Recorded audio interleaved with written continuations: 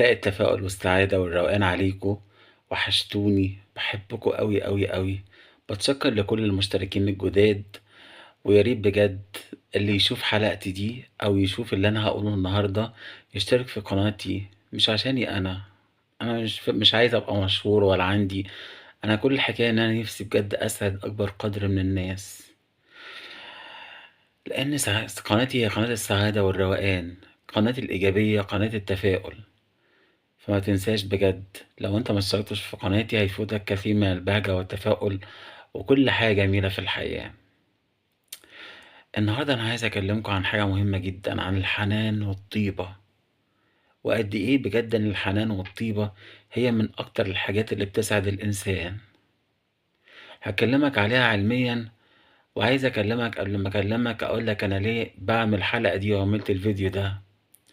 قصة كده حصلت لي من شوية، كنت ماشي فقابلت حد من أصدقائي كان صديق ليّا يعني ما اتكلمناش من زمان، من سنين، السنين، السنين ما وقفناش واتكلمنا كتير كده مع بعض، وإذ به لقيته مخنوق جدًا ومجروح جدًا، عارف كأن في حد كده من جواه عايز يصرخ من الألم أو من الجرح النفسي، وده بسبب إيه؟ السبب ده هو اللي خلّاني أعمل الحلقة دي. هو كان بيحكي لي إن الشغل بتاعه وده اللي خلّاني أعمل فيديو، إن إحنا قد إيه الحنان والطيبة والمعاملة الجميلة لبعضنا إحنا للأسف الشديد ما عدناش بنعرف إزاي نتعامل مع بعض. المعاملة الجميلة يا جماعة والحنيّة، حنيّتك ورحمتك بالناس دي بتدّي لك أنت سعادة، ودي حاجة يعني معلومة علمية، مش مجرد كلام كده بيتقال. أنتم عارفين لمّا أنت بتعامل حد بحُب أو بلطف، إن أنت بيتفرز في جسمك هرمونات السعادة، هرمون اسمه الأوكسيتوسين، وده هرمون خاص بالرحمة وبالحُب، ربنا خلقه جوّه جسمك بيسعدك الهرمون ده، حتى لو أنت خدت فيتامينات وخدت من هنا لبُكرة برضه ما لهاش أي قيمة بدون مش بتدّي لك الهرمون ده. الهرمون ده اللي هو هرمون الأوكسيتوسين، هرمون الرحمة أو هرمون الحُب، اللي هو هرمون السعادة بيتفرز بس لمّا أنت بتعامل الناس برحمة وبحُب. عارفين لمّا أنت بتعامل حد بأسلوب لطيف، إن ده بيوسّع، دراسات علمية أثبتت إن ده بيوسّع الشُعب أو الشرايين اللي بتاعتك اللي داخلة في القلب، فإصابتك بالقلب بتقِل نسبتها وبتبقى قلبك بصحة كويسة. إحنا ليه بقينا كده؟ بجد. يعني باحس إن أغلب الناس مش كلّهم طبعًا، نسبة كبيرة من الناس بقى بيعاملوا بعض بقسوة، بغِلظة. يعني إحنا منين بجد جِبنا القسوة دي؟ أنتم عارفين إن القسوة يا جماعة في التعامل بتفرز هرمون الكورتيزول اللي بيسبب الأمراض، أنتم عارفين كده؟ المهم أكمّل لكم قصة صديقي ده، شُفتوش بقى لي مدة، فقابلته كده لقيت عينيه كلّها حزن، شكله كِبِر في السِن جدًا وشكله اتغيّر وما بقاش هو اللي أنا عارفه، فباحكي له: "مالك؟" وكده. قال لي إن هو يعني زي ما تقول كده الشغل، في دروبات في شغله، وأنا بانصح بجد يا جماعة إن أي صاحب شغل عامل الناس برحمة، عامل الناس بحُب، الناس بتشتغل عندك مش لإن أنت تظلمهم أو تفتري عليهم أو كده، اوعى تكسر روح إنسان، لإن دي ليها حاجة هيحصل لك أنت حاجات سلبية، وزائد إن أنت مش هتعرف السعادة، هو أنت ممكن تبقى شخص ظالم وسعيد؟ ممكن أنت تبقى بتكسر بخاطر حد وتبقى سعيد، لو أنت متجوز ممكن تكسر بخاطر مراتك وتبقى سعيد، أو أنتِ متجوزة ممكن أنتِ تنكدي على جوزِك وتحزني قلبه وتبقي سعيدة، يا جماعة السعادة دي رزق عشان تكونوا عارفين، ربنا بيطلّع في جسمك هرمونات السعادة لمّا أنت تبقى حنين، فهو بيتكلم حسيت إن هو هيبكي بالدموع، وقعد يحكي لي عن صاحب العمل، وإزاي إن صاحب العمل بيعامله بقسوة. وإزاي إن هو المرتب بتاعه كويس بس بالرغم من كده هيسيبه ويروح لمكان تاني، المرتب بتاعه يمكن أقل، لكن هو هيعمل ده لإن هو عايز يبقى في مكان فيه راحة نفسية، فأنا قررت الحكاية دي لمّا أنا شُفته كده إن يمكن دي إشارة ليّا إن أنا أعمل الفيديو ده، عشان أرجّع الناس أقول لهم حبّوا بعض، حبّوا بعض، ما تبنوش حواجز على بعض. ما تفتكرش إن السعادة أنت هتاخدها لمّا أنت تبقى علاقتك مصلحجية مع الناس، أو لو إن أنت كنت شخص انتهازي، أو إن أنت أناني، دي ما بتفرزش علميًا في جسمك هرمونات السعادة. أنت هتبقى سعيد لمّا أنت تكون إنسان، بمعنى كلمة إنسان. أنتم عارفين إن السعادة الحقيقية هي إيه؟ هي إن أنت تسعد كل خلق ربنا، تسعد أي بني آدم، أي بني آدمة بتشوفها تقول لهم كلمة طيبة، طبطب على قلوب الناس. جرّب كده تروح كده دار الأيتام وتلمس كده شعر حد يتيم هتحس بالسعادة. جرّب تسأل على الناس الكبيرة في السِن اللي أولادهم سايبينهم وعاقين بيهم وأنت تفرّح قلبهم هتحس بالسعادة. جرّب إن أنت تطلّع حاجة لله هتحس بالسعادة. جرّب اللي أنت تبتسم في وش حد هتحس بالسعادة. جرّب إن أنت تعمل كل يوم خير، وإن أنت تعيش تسعد كل الناس. جرّب إن أنت لو شُفت قطة ما تمشيش جنبها عشان ما تخافش منّك هتحس بالسعادة. جرّب إن أنت لو شُفت أي طيور ترمي لها قمح هتحس بالسعادة. ده كلّه بيتفرز في جسمك هرمونات، هرمون الأكسيتوسين هرمون الحب، هرمون الأكسيتوسين اللي بيتفرز من عطفك وحنانك على الناس. هو ده هرمون السعادة. هو ده الهرمون إن أنت مهما رُحت لدكاترة نفسانيين، والّا مهما خدت مش عارف فيتامينات إيه، ومهما كلت إيه، ما بيتفرزش أبدًا. الهرمون الوحيد اللي ما بيتفرزش غير لمّا أنت بتعطف، بتحن، بتحب. أرجوك لو أنت سامعني، لو أنت في position، لو أنت صاحب عمل، لو أنت مدير، ارحم، ارحم خلق ربنا. تفتكرش إن الشخص اللي بيشتغل عندك ده خدّام، أو إن هو حد يالّا بقى أدوس عليه وأفتري وكده. مش هتعرف السعادة صدّقني.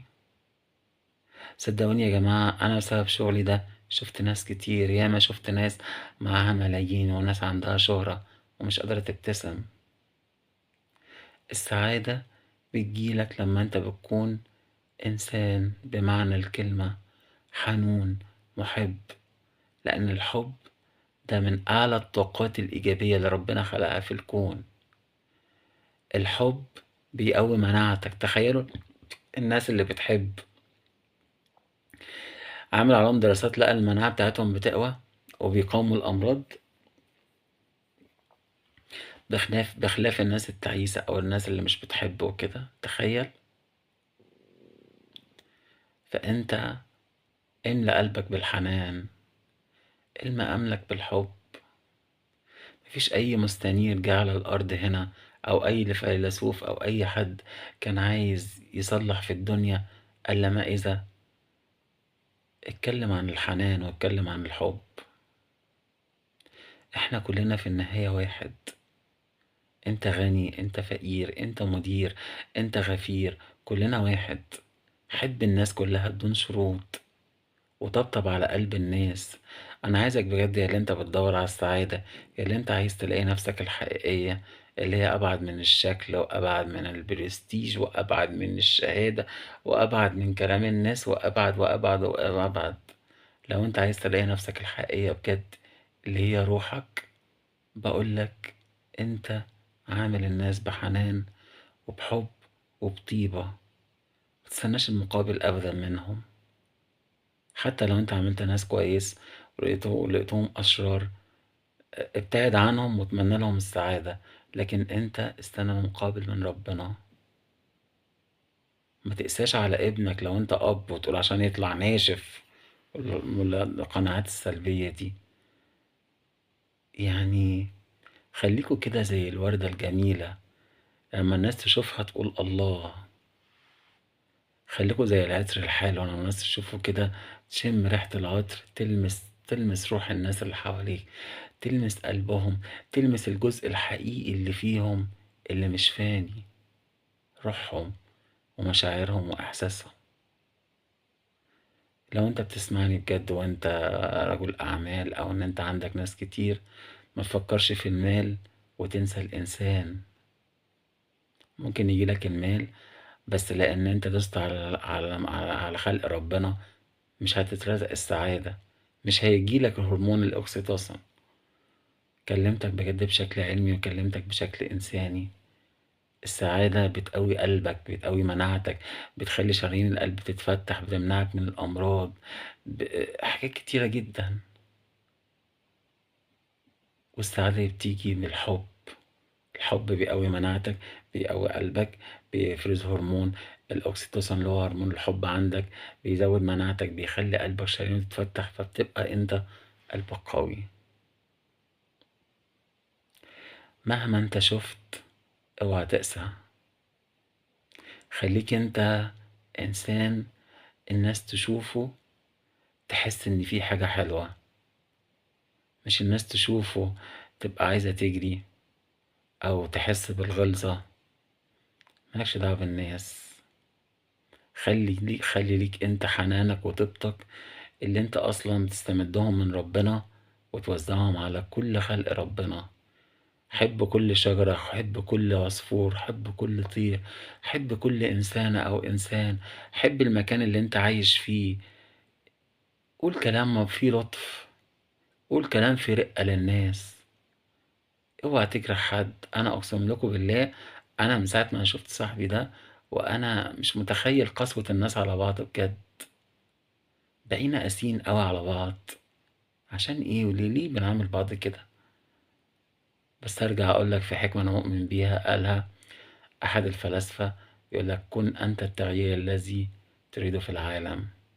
فلما انت تبتدي وانا ابتدي واحنا نبتدي، شوفوا الدنيا هتتملى حب ازاي. عايزين نرجع الحنان والحب. عايزين نرجع الأطباق اللي كانت بتروح تطلع من هنا تودي لده حلويات وده تتنزل مش عارف ايه، وده يسأل على جاره وتسأل على جارتها.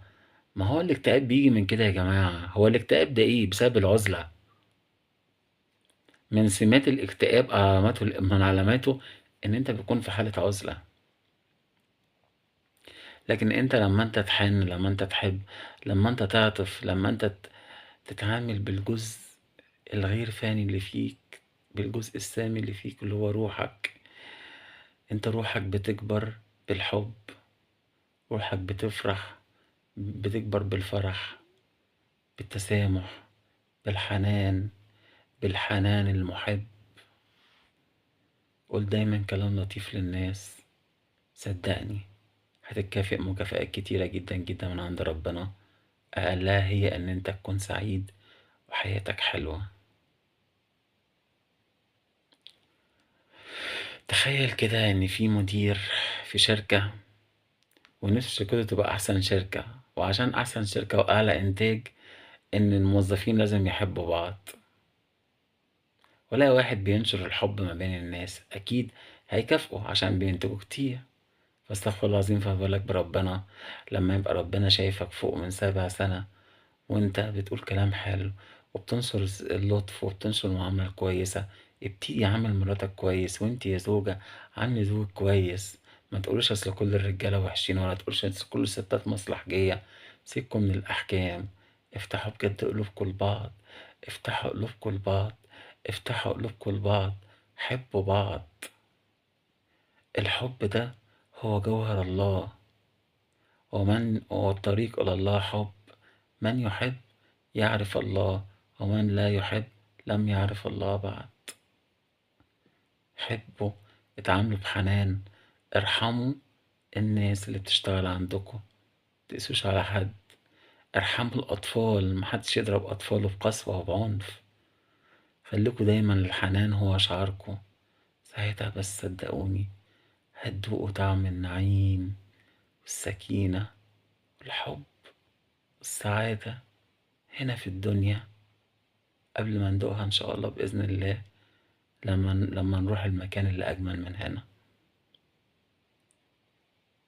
أنا عايزك النهاردة يا اللي أنت بتسمعني، اسمعني بقلبك، وعايزك النهاردة بجد تاخد قرار إن أنت دايمًا هتبقى تنشر الحب والسعادة والفرح والجمال ما بين كل المخلوقات، ما بين خلق الله كلّهم. ما تستناش مقابل، لأن المقابل هيبقى كبير أوي، أوي، أوي، المكافآت هتبقى كبيرة أوي من عند ربنا، وأقلها اللي أنت هتكون سعيد.